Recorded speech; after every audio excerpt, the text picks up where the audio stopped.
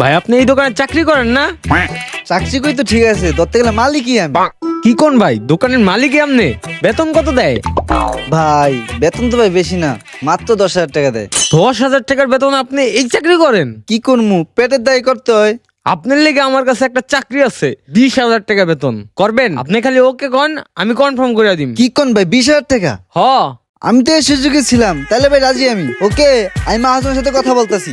এই 10-20টা চাকরি আর করুম না। ওলারা এই দোকানে ভালোই কষ্ট করতো। মাহাজন, কি হয়েছে? আমি আর তো 2 টাকা চাকরি করুম না। বস কি পাকনা জ্বালাই গেছে গা? আপনার কামে গোষ্ঠী কিলাই করলাম না আপনার চাকরি, আমি ভালো কাম পাই গেছি গা। এ আইছে, যা যা, তোর মতো কর্মচারী লাগবো না, যা দূর হ। এই পোলা, জি মহাজন। তুই না চাকরি করছিলি? হ মহাজন। চাকরি করবি? হ মালিক, আমি এখনই কাজে লেগে যাইতাছি। साला ये दुख का खत्म नहीं होता बे।